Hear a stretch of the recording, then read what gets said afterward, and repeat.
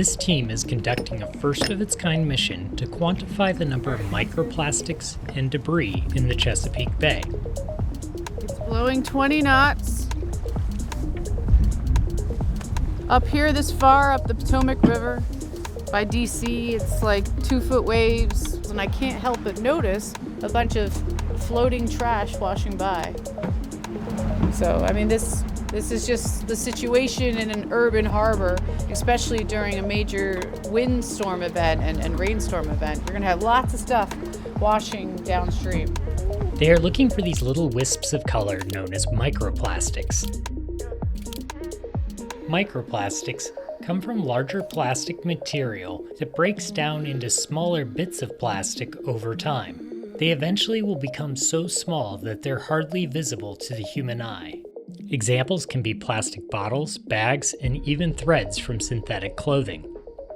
So we're seeing something like around 165, 170 plastic particles floating in a dishwasher-sized volume of water throughout the bay.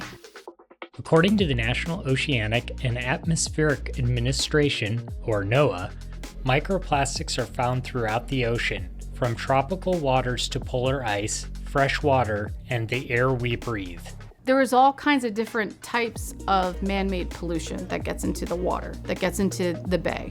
So it's not necessarily just small broken down pieces of plastic from consumer products. It also can be broken down pieces of rubber from tires that get in the water.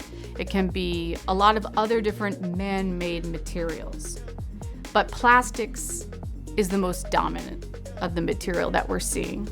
While little is still known about the effects of microplastic and debris, scientists hypothesize that it is affecting plant growth, wildlife, and even humans by being trapped in water. To help track water quality, the University of Maryland Center for Environmental Sciences publishes a report card on the water quality of the Chesapeake Bay and watershed. What we hope to do is just give everyone an update. How is the bay doing? How is the watershed doing? Also, not just ecological indicators, but social and economic indicators as well. The university is partnering with an Annapolis-based nonprofit called the Ocean Research Project, co-founded by Nicole, to find out just how much microplastic and debris is in the Chesapeake Bay. We're going out there and we collect observations to learn more about the changing health of the marine environment. Ocean Research Project has been conducting studies in some of the world's most remote waters, from the equator to the Arctic. What makes a study like this possible is the organization's use of sailboats, which significantly reduces scientists' expenses. Historically, it started that way. One would use sailing research vessels around the world and so on to collect observations. We're continuing that legacy, and we need to right now with reducing our environmental footprint the best that we can. We didn't have to use a whole lot of fuel. We could sail as often as we had the wind in our favor, which was quite regularly, and we could sail between the different locations that we are collecting data. You can really reduce your need for fossil fuels to conduct your environmental observations. To understand the amount of microplastics and debris in the water, the team will be taking samples from the mouth of each of the major rivers leading into the bay. The first stations we'll knock out is Chop Tank. Yep. We'll hit up Eastern Bay too. That's nice. That'll give us a couple hours in between to feel good about life. We wanted to be able to collect water for measuring the micro debris and microplastic in the water as efficiently as possible.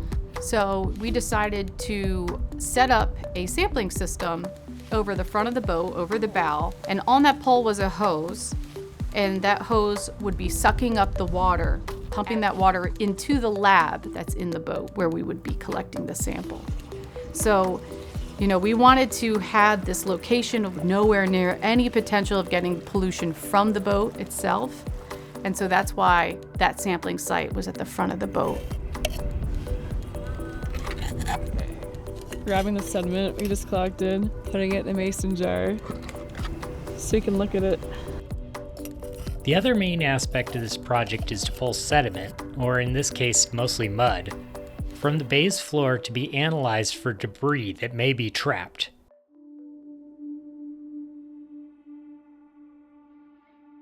Near real time, collecting the water samples as we were sailing around during these surveys, during these cruises, we would be in the lab and we would see absolutely there was microplastics in each of our samples, in each petri dish. Under the microscope, we could see various colors of different fibers.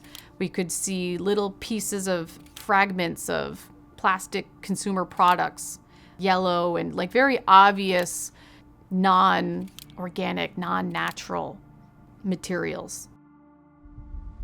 The ocean is not bringing this pollution in.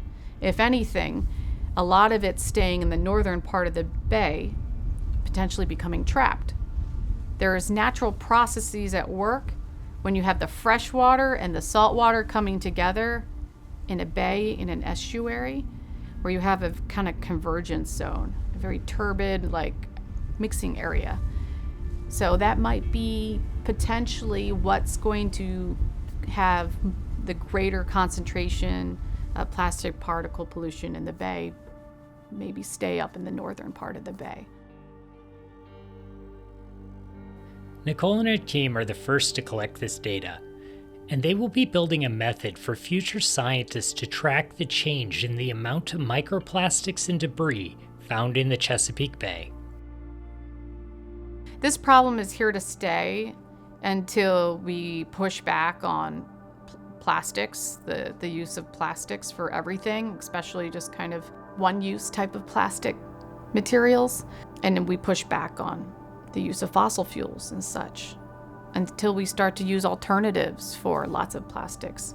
But more in the short term, by regulating filtration of pollutants into the environment, by understanding like what the range is. Right now they have regulations on how much nitrogen or phosphorus from fertilizers or pesticides can run off from counties and areas into the Chesapeake Bay. So we need a threshold for plastic particles, for plastic pollution.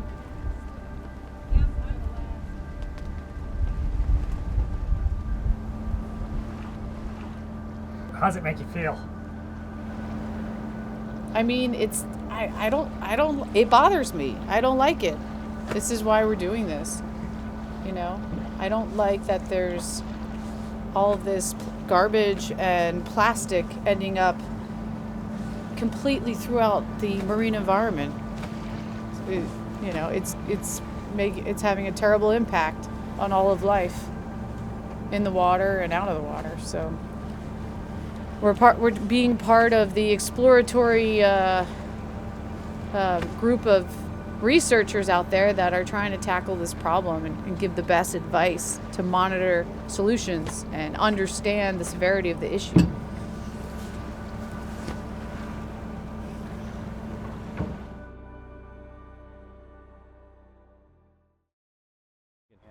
Okay, what are we doing? We're gonna fire the cannon to celebrate finishing. A big thank you to the Ocean Research Project for allowing me to go out and cover this topic. If you'd like to learn more, I'll leave a link to their website and to the report card in the description below. Scared birds.